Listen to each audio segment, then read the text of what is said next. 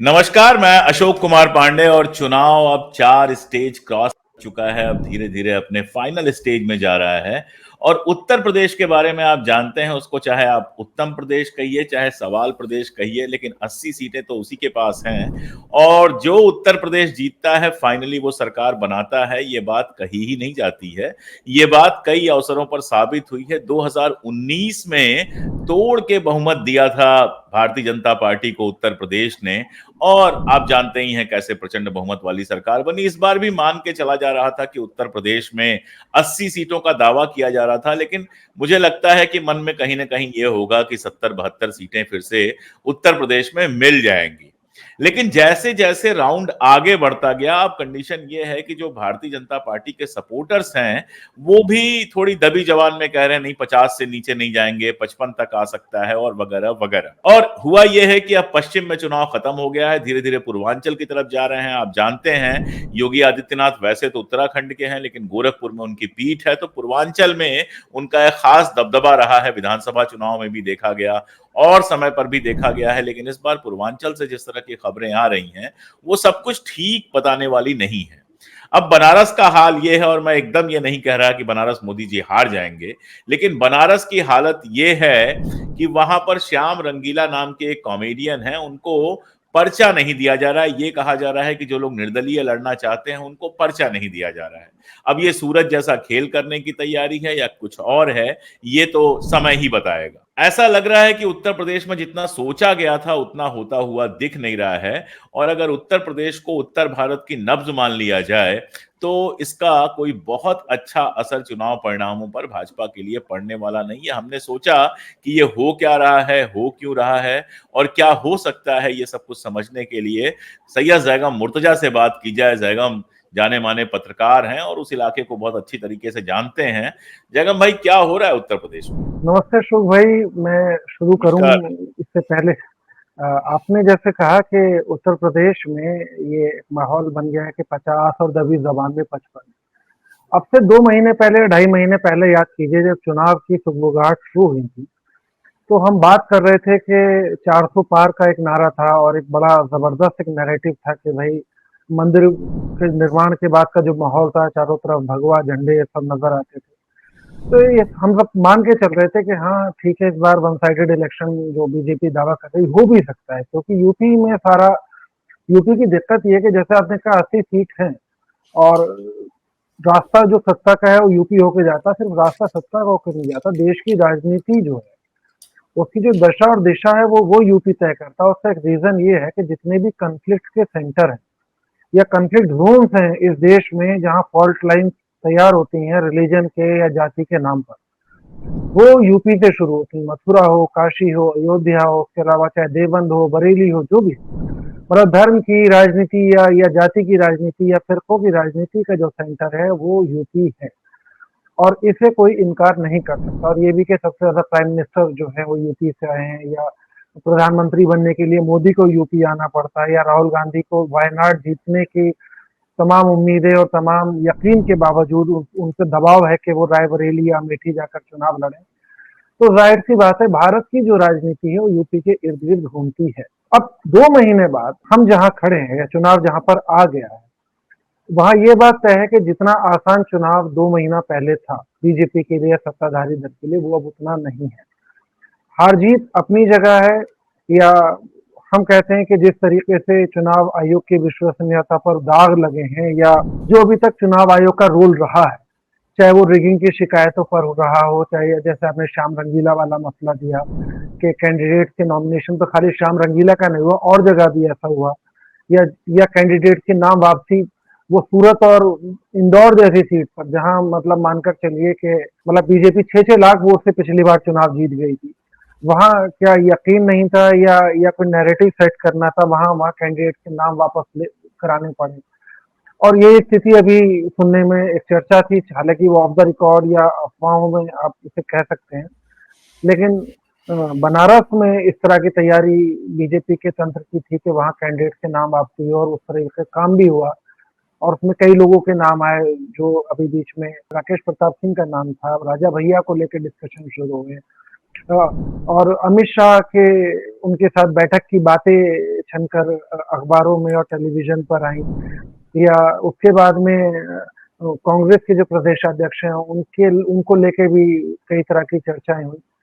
तो मतलब ये बातें साबित करती हैं, और जिस तरह से तैयारी करने के बाद बीजेपी इस तरह की हरकतें या इस तरह की चीज़ों पर करना पड़ रहा है, तो मानकर चलिए कि यकीन नहीं है कि हम इस बार इतना आसान इलेक्शन है, केक वॉक है, सारी पार्टियां हमने तोड़ ली, सारा धन बल सारा जनबल हो गया, और उसके बाद मशीनरी ईडी से लेके सीबीआई तक के रेड हुए, अपोजिशन के लीडर जेल चले गए, और उतने पर भी अगर आपको यकीन नहीं है कि भाई हम एक तरफा इलेक्शन जीत रहे हैं, 400 पार हो ही रहा है, तो मान के चलिए कि इलेक्शन में इतना आसान या इतना एक तरफा इलेक्शन नहीं है। और अगर पार्टियां भी नहीं है इस चुनाव में, या कैंडिडेट भी नहीं है, या दलों के पास संगठन नहीं है, धन नहीं है, बल नहीं है, अकाउंट फ्रीज हो गए पार्टीज के, उसके बावजूद अगर चुनाव हो रहा है, तो ये मान के चलिए कि जनता चुनाव लड़ रही है, पार्टियां चुनाव नहीं लड़ रही। और जब जनता चुनाव लड़ रही है तो समझ के चलिए कि जनता से मुकाबला करना तो ये सत्ताधारी दल के लिए इतना आसान नहीं रहा। इसकी वजह यही है कि भाई सत्ताधारी दल के साथ में वो जन समर्थन नहीं था जो जिसका वो दावा कर रहे थे, या जिस तरह की बातें कही जा रही थी। तो ये सब नैरेटिव तो इनके बिखर गए। अब इसके बाद में चुनाव कहाँ जाता है, किस दिशा में जाता है, ये आगे की चीज है। फिलहाल जिस स्थिति में है वहां आप ही की बात मैं दोहरा सकता हूँ कि जो 80 सीट जीतने का जो दावा था यूपी के अंदर, अब पश्चिम में चुनाव खत्म हो गया, अब वहां पर चुनाव है या उस रीजन में चुनाव है, ये अवध में दाखिल हो गया इलेक्शन, और राम मंदिर के दरवाजे पे अब इलेक्शन पहुंच चुका है। लेकिन उसके बावजूद राम मंदिर का जिक्र या उस तरीके का जो नैरेटिव इन्होंने बिल्डअप किया था उससे बातें नहीं हो रही हैं। 400 पार के नारे को खुल के इतनी आसानी से बार बार अब दबाव में अपोजिशन से आवाज आती है कि 400 पार का नारा क्यों नहीं लगा रहे, तो फिर जिक्र करना पड़ जाता है, क्योंकि वो नारा अल्टीमेटली हमारा ही दिया हुआ है, तो अब उसे जो है दबा भी नहीं सकते।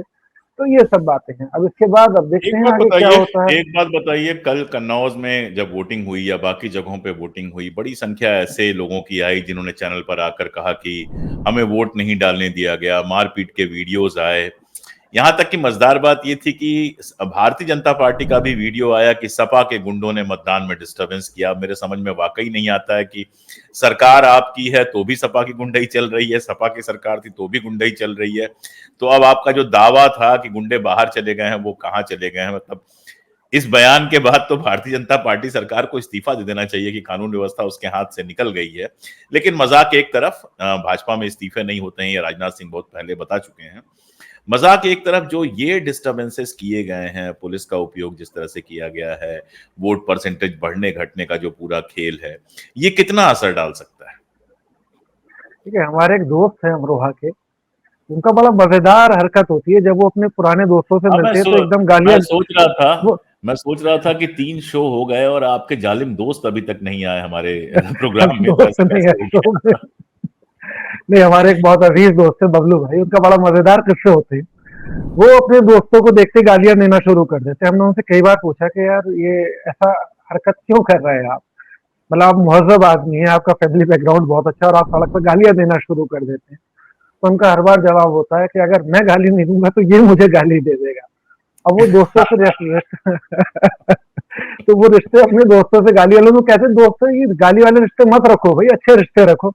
बोले नहीं नहीं आप नहीं जानते, अगर हम नहीं देंगे तो ये दे देगा पहले। तो वो पहले गाली देने वाला या मार्क करने वाला जो बीजेपी का जो है कि भाई समाजवादी पार्टी के गुंडे कब्जा कर रहे हैं, बूथ के बाकायदा नंबर दिए गए, और ये भी लिखा कि पुलिस और प्रशासन मिलकर बूथ कैप्चरिंग करा रहा है। मतलब ये बड़ी मजेदार बात लगी। आप सत्ता में दोनों जगह है, केंद्र में राज्य में, प्रशासन आपका है, आपके डीएम एसडीएम पर आपके इल्जाम लग रहे हैं कि वो सत्ताधारी दल के लिए काम कर रहे हैं।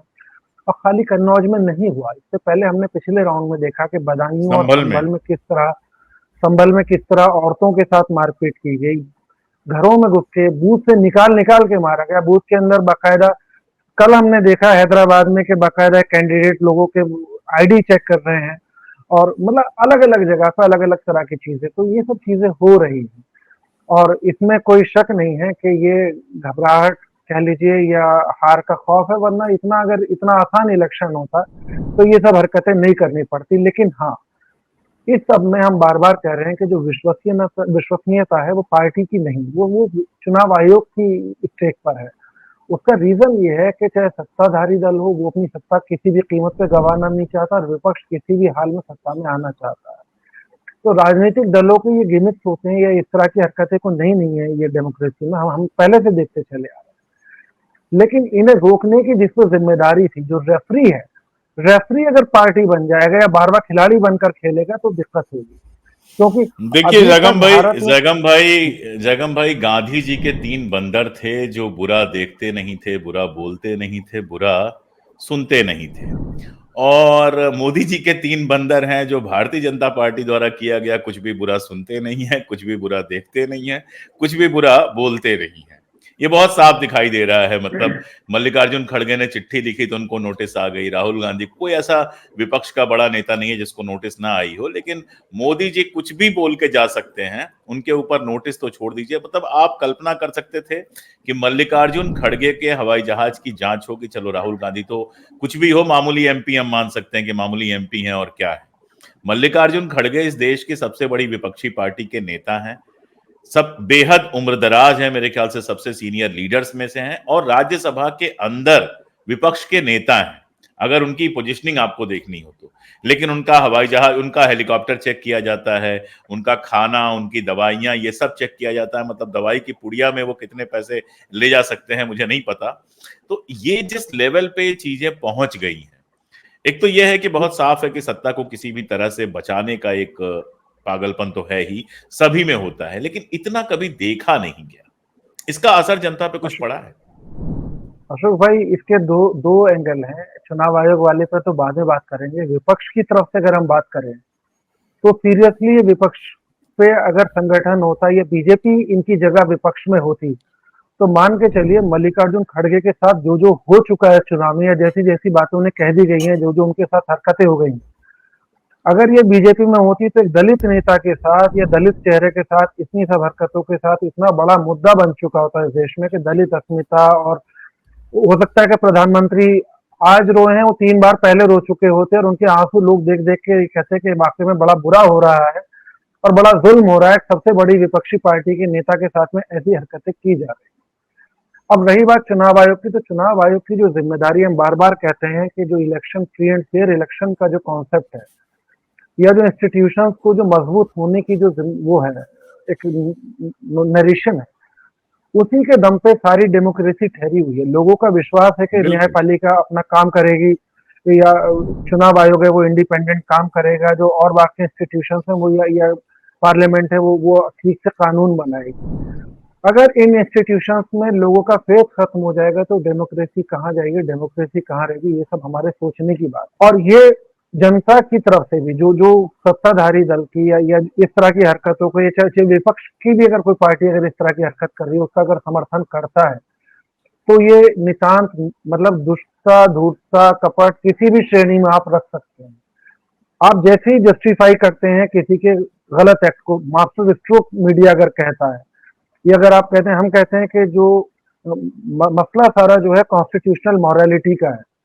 कॉन्स्टिट्यूशन वही है, कॉन्स्टिट्यूशन में दिक्कत नहीं है। कॉन्स्टिट्यूशन को मानने वाले अगर उसे माउल्ट करने लगे या जिन संस्थानों पर जिम्मेदारियों का संविधान का अक्षर से पालन करें, अगर वही पार्टी बन जाएंगे या वही संविधान के साथ में अनदेखी करेंगे, संविधान के नियमों के तोड़ मरोड़ करके अपने पक्ष में उसको जस्टिफाई करने की कोशिश करेंगे, तो आम जन का उसमें विश्वास कम होगा। और डेमोक्रेसी की ये ताकत यही है कि लोग समझते हैं कि कोई भी सत्ता में आ जाए, कितनी खतरनाक हरकतें कर ले या कुछ भी कर ले, हमारे पास एक पावर है, हम अपने वोट की ताकत से उसे बदल देंगे।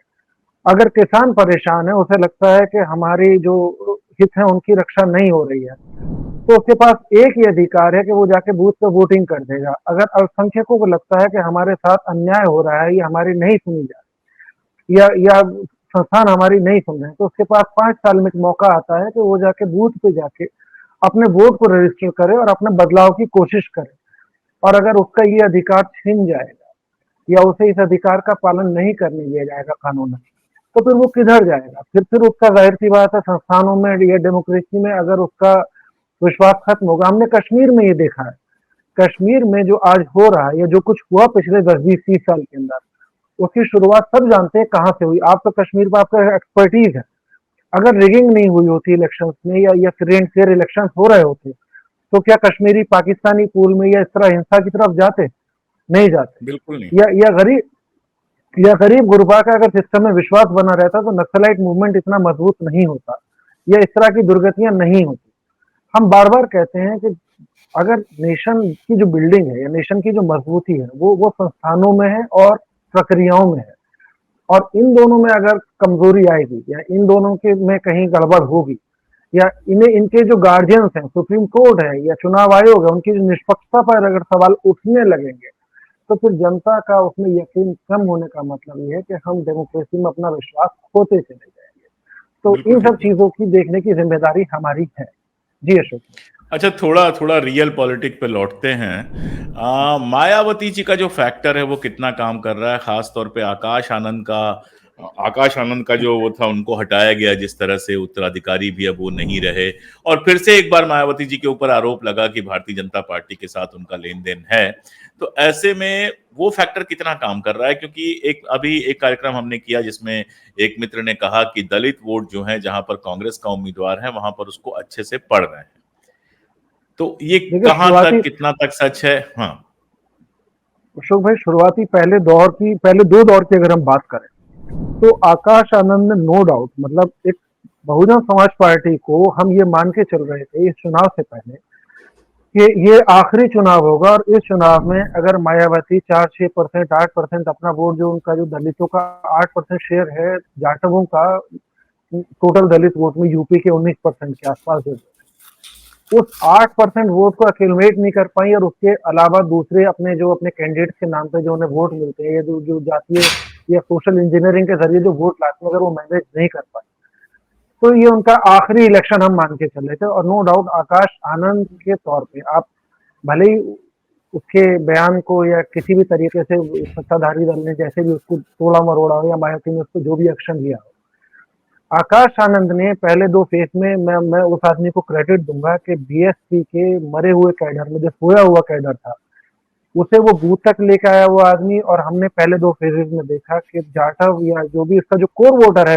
बहुजन समाज पार्टी का, वो बूथ तक गया और उसने बहुजन समाज पार्टी को वोट किया। और उसका रीजन ये था कि हर रैली में आकाश आनंद तीन चीजें बड़ा अहम तरीके से उठा रहे थे। एक तो दलितों के राइट, एक संविधान खतरे में जो नैरेटिव बना है, आप कुछ भी कहते रहिए कि कांग्रेस ने उठाया या आम आदमी पार्टी ने उसे रेजोनेट किया, या अखिलेश यादव अपनी हर रैली में बोल रहे हैं कि संविधान खतरे में और ये 400 पार गए तो ये संविधान बदल देंगे। इस नैरेटिव को ग्राउंड पे लेके जाने में और दलितों के बीच पॉपुलेट करने में जो आकाश आनंद की बड़ी जो रैलीज हुई, और जो शुरुआती जो 8-9-10 रैली उन्होंने जो की हैं अपने पद से हटने के बाद पहले, उनका वाकई में दलितों में एक बड़ा जबरदस्त मूवमेंट था। और नीचे ग्राउंड पे हमने देखा उन सीट्स पे जहां पे बहुत ही हाईली पोलराइज्ड इलेक्शन हुआ, मुरादाबाद, अमरोहा, बिजनौर, एक्सेप्शन नजीबाबाद है जहां चंद्रशेखर रावण के तौर पे दूसरा एक दलित चेहरा वहां मैदान में था, और उसके पीछे मुसलमान जो कि पोलराइज हो रहे थे, तो दलित उसके साथ चले गए। वरना इन सीटों पर हमने देखा कि बहुजन समाज पार्टी के जो वोटर्स थे वो ये कह रहे थे हम हारे या जीते लेकिन हम अपना वोट अपनी पार्टी को देंगे और अपनी पार्टी का वोट गिनाएंगे। और ये कार्डर की मजबूती है। और इवन जो मुस्लिम जो उनके जो कैंडिडेट थे या उनके जो सपोर्टर थे, नेता हैं, उन्हें ग्राउंड पर हमने आखिरी टाइम तक जो है लोगों के लिए लॉबिंग करते देखा कि भाई एक बार जो है हमारे पास दलित वोट हमारे साथ वापस लौट के आया है, जो 2014, 2019 में हमने पाया था कि ज्यादातर उसमें बीजेपी की तरफ चला गया, और वो वोट हमने लौटता हुआ देखा। लेकिन जैसे ही आकाश आनंद वाला जो एपिसोड हुआ, उसके दो नुकसान हुए।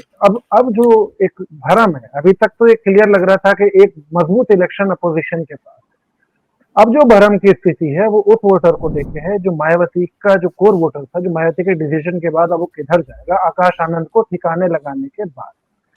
जाहिर सी बात है बीजेपी उससे परेशानी महसूस कर रही थी, बीजेपी का लॉस था, तो मायावती पे आप सेटिंग गेटिंग कुछ भी कहिए या प्रेशर के, अल्टीमेटली जो आकाश आनंद ने जितनी बड़ी बात कही थी कि बीजेपी टेररिज्म को बढ़ावा दे रही, इतना बड़ा बयान नहीं था। कम से कम जिस निचले स्तर तक बयानबाजी इस चुनाव में हुई है, या जितने निचले गर्त तक लोग बयानबाजी को लेके गए हैं, इवन प्रधानमंत्री से लेके और गृह मंत्री तक और हर आदमी, क्या उससे गिरा हुआ बयान तो हमें नहीं लगता कि आकाश आनंद ने कहीं दिया था, या आपको लगता हो तो आप बताइए, या उससे गिरा बयान हो, या जितना कम्युनल और जितना जो पिच पे या जिस लेवल तक लोग गए और जितनी तुच्छी बात इस चुनाव में हुई, हम अगर अपने देसी वर्ड में कहें तो उतना आकाश आनंद ने नहीं किया था जिसके उसे सजा मिली। अब जो स्थिति है, अब स्थिति यह है कि हमने गाजियाबाद में, हम दावे के साथ कह सकते हैं कि कई बूथों पर, जब बुलंदशहर में कई बूथों पर जो थर्ड फेज के जो इलेक्शन थे, वहां पर हमने देखा कि दलितों ने कांग्रेस, समाजवादी पार्टी की तरफ तो इतना अच्छा उनका पुश नहीं दिखता, क्योंकि उनके ग्राउंड पे जो यादव और दलितों पुरानी के बीच लड़ाई में है जो वो। कन्फ्रंटेशन है, पुरानी लड़ाई है जाटों के बीच या उनके जो, लेकिन इस बार हमने कई जगह देखा जहां बामसेफ का, मतलब बीएसपी का नहीं, जहां बामसेफ मजबूत है या बामसेफ का कैडर मजबूत है। इवन मेरठ में जहां समाजवादी पार्टी का दलित कैंडिडेट था, या हमने शाहजहांपुर में कर देखा, या धौरारा में देखा हमने, या कन्नौज में, इवन जहां दलित वोटर को लग रहा है कि चुनौती दे सकते हैं या विनेबिलिटी हमारे वोट की वजह से है, वहां मैं दावे के साथ कह सकता हूं कि दलित वोटर बीजेपी की तरफ कम से कम उस संख्या में नहीं गया है जिस तादाद में 2019 या 2014 में गया था। वो वोटर या तो बहुजन समाज पार्टी के कैंडिडेट को वोट कर रहा है, और जहां बहुजन समाज पार्टी फाइट से बाहर है। कम से कम एक सीट थी इस इलेक्शन में, मतलब मायावती पर ऐसे इल्जाम नहीं लग रहे हैं। जौनपुर में जो कैंडिडेट चेंज हुआ, धनंजय सिंह, हो सकता है कल को बीजेपी ज्वाइन कर, कोई बड़ी बात नहीं है, जिस तरह जिस ट्रैक पे वो जा रहे हैं, लेकिन वहां जिस तरह से उन्होंने कैंडिडेट हटाया या बदला, या अब वो चाहे उनका मैच फिक्सिंग हो या जैसे भी हुआ, वो अकेली सीट थी जहां बहुजन समाज पार्टी का वोटर ये एक्सपेक्ट कर रहा था कि हम चुनाव जीतेंगे, वहां अपने कैंडिडेट टिकट हटा दिया या टिकट वापस ले लिया, जो भी, वो सीट आपने चली गई। उसके अलावा कहीं एक सीट पूरे यूपी में नहीं थी जहां बहुजन समाज पार्टी दावा कर देती कि हम चुनाव जीत जाएंगे। हाँ, इतना जरूर हुआ था कि बहुजन समाज पार्टी के जो कैंडिडेट थे वो दोनों पार्टी को नुकसान पहुंचा रहे थे, इवन इलेक्शन था, वो समाजवादी पार्टी या कांग्रेस को भी नुकसान कर रहे थे और बीजेपी को, अगर ईमानदारी से मायावती चुनाव लड़ती रहती। लेकिन अब जो स्थिति है, अगर अब जो लास्ट में हम कह रहे हैं अवध के बाद के जो फेजेस, अवध में तो अब ऑलमोस्ट बहराइच में इलेक्शन हो चुका है, या आपका हरदोई या सीतापुर के इलाकों में, इधर लखनऊ के आसपास इलेक्शन निबट गया। लेकिन अगला जो फेज है बहुत क्रिटिकल है। अगर वहां दलित तय करते हैं कि हम कांग्रेस या समाजवादी पार्टी के जो कैंडिडेट्स हैं उन्हें वोट देकर जिताएंगे, तो मान के चलिए कि बीजेपी ने अपने लिए नुकसान किया है। इस कदम का जो ग्राउंड पे जो मैसेज है वो बहुजन समाज पार्टी के अगेंस्ट नहीं गया, वो बीजेपी के भी अगेंस्ट गया है कि इस तरीके की सेटिंग गेटिंग की जरूरत आखिर क्यों पड़ रही। तो ये हम मान के चल रहे हैं कि अगर दलित जो पढ़ा लिखा तबका है, या जहां वामसेफ का कम से कम जहां पर प्रभाव है, अगर वहां पे 2 से 3% वोटर भी फ्लोट करता है, ये डिसाइड करता है कि हम कांग्रेस को वोट करेंगे, जैसे तनुज पुनिया वाले आप बाराबंकी की सीट पर आप मान सकते, बाराबंकी की सीट पे या आगे के फेजेस में मान लीजिए कि इलाहाबाद में अगर ऐसा तय करते हैं, तो इलाहाबाद में आप यकीन मानिए अगर दलित कांग्रेस को वोट करते हैं तो इस बार वो सीट बीजेपी रिटेन नहीं कर पाए। अब जो बचा हुआ फेज है उसमें कम से कम 3 या 4 सीट तो ऐसी हैं जहां पर बहुत अच्छा मुकाबला देखेंगे आप।